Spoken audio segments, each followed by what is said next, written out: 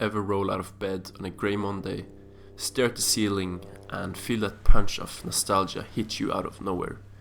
You remember waking up as a kid on Saturday mornings, sprinting to the kitchen in mismatched socks, pouring way too much cereal, and dunking it all in milk that turned neon from the marshmallows.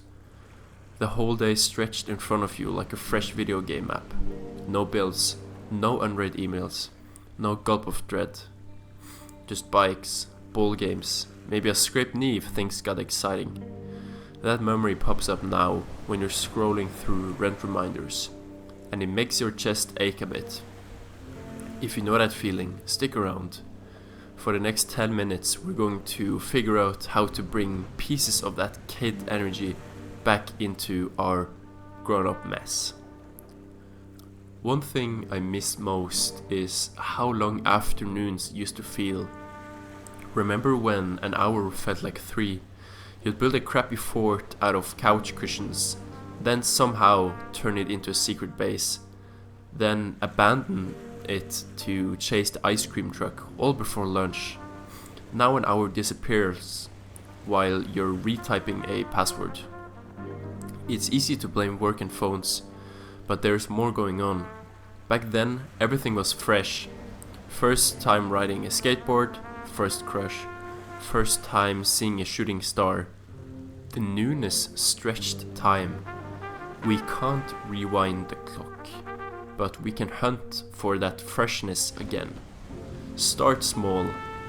Last month, I forced myself to walk a different way to the gym. Took 10 extra minutes.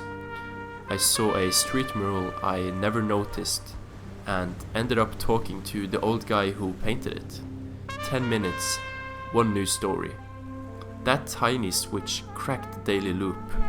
Kids are pros at novelty because they don't have any routines yet.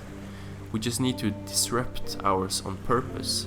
Take a new road home, try a food you can't pronounce, read a page of a genre you usually mock. Novelty isn't a luxury, it's fuel. It tells the brain, hey, stay awake, there's life happening. Another thing I miss is how we played for the sake of play. No scoreboard, no fitness tracker, no side hustle angle. You just kicked a ball till the streetlights flicked on and someone yelled you in for dinner. Grown-up life really turned play into networking or team building. Nothing wrong with that, but it's not the same. I started tossing a frisbee with my roommate after work. No rules, no timer. Just throw and joke around till arms get tired. 20 minutes of that shakes the stress out better than scrolling payouts on a stocks app. Find your version. Shoot hoops alone. Build a Lego set. Hit the batting cages. Play reminds you your body is here, not trapped in a screen. Let's talk boredom, because kids have plenty, and we secretly loved it. Sitting in the back seat staring at clouds, lying on the carpet listening to the hum of the fan, doodling in the corner of your notebook until the bell rang. Boredom was the petri dish where daydreams grew. Now the second boredom shows up, we swipe. The phone is a boredom vacuum, and it's stealing our imagination. So I gave myself a 10-minute boredom slot every evening. Phone on airplane mode, nothing but silence. The first few days I twitched like I was quitting coffee. On day 5 I started thinking about building a cheap skateboard ramp, something I haven't done since middle school.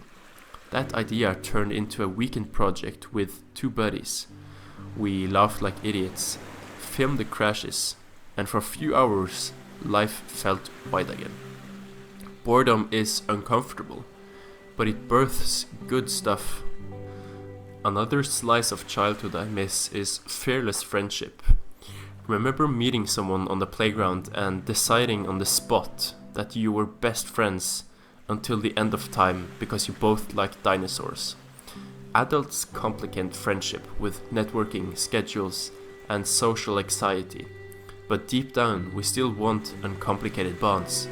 Last year I saw a dude at a flea market wearing a shirt from an old cartoon I loved. Instead of just nodding, I said, "Dude, that show raised me." We ended up arguing about the best episode and grabbed coffee right there. He's now the guy who texts me random uplifting quotes on rough days. Making new friends didn't become impossible. We just started acting like the stakes were life or death. Just drop the stakes. Compliment a stranger's band tee. Ask a coworker about their ridiculous keychain. Invite someone for a cheap slice after class. Worst case, awkward silence. Best case, new player unlocked. Here's a tough truth though. Part of missing childhood is missing the lack of responsibility. Bills, health scares, family drama, none of that fit in a lunchbox. We can't ditch those duties, but we can lighten how we carry them. Kids make chores into a game. Remember trying to shoot socks into the laundry basket from across the room? I do the same with dishes now. Start a song and race to finish before the beat drop. Stupid? Maybe. But the plates get clean and my mood lifts. If glamifying housework helps me face it instead of dreading it, that's a win. A quick note on wonder. Kids look at ants hauling crumbs and think it's a parade. Adults step over the ants. The cure is deliberate curiosity. One morning I watched a YouTube short about how streetlights know when to turn on. Simple tech, but it blew my mind for a whole day because I never asked. Curiosity stretches the world again. Google why the moon sometimes look orange. Learn a card trick. Ask your grandma how she survived before Wi-Fi. The world gets bigger and, for a second, you feel like the backyard explorer you used to be. Practical tip time. Tomorrow morning, before you dive into any alerts, grab a notebook and answer these 3 questions.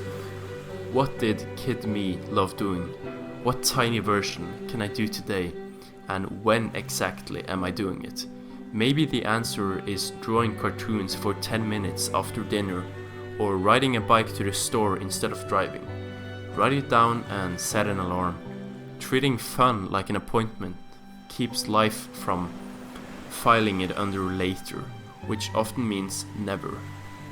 Nostalgia can backfire if we only use it to mourn the past. The trick is to use it as an instruction, not an escape. Kid you is basically handing you a manual that says, be curious, move your body, play without a scoreboard, and talk to people like it's a no big deal. Adults you adds the budget and the commute, but the core rules still work. Follow them and days won't feel so slippery. Before we wrap, a quick gut check. If you feel silly chasing childhood joy because life's heavy right now, remember this: heaviness isn't healed by more heaviness. The best time to add light things is when the backpack's already full. A tiny pocket of play can keep you from snapping under weight. Think of it like a pressure valve. Speaking of valves, time for a micro assignment so this video doesn't just fade into your watch history. Pause after it ends and do one kid thing within the next 60 minutes. Skip a stone, draw a superhero, try a handstand against the wall. Doesn't matter if you look dumb. You already watched a grown man on the internet tell childhood stories. Dignity left the room a while ago. If any of this gave you that warm hit of nostalgia, drop the childhood activity you're bringing back in the comments. I need ideas too. Smash like so the algorithm knows people still care about being human.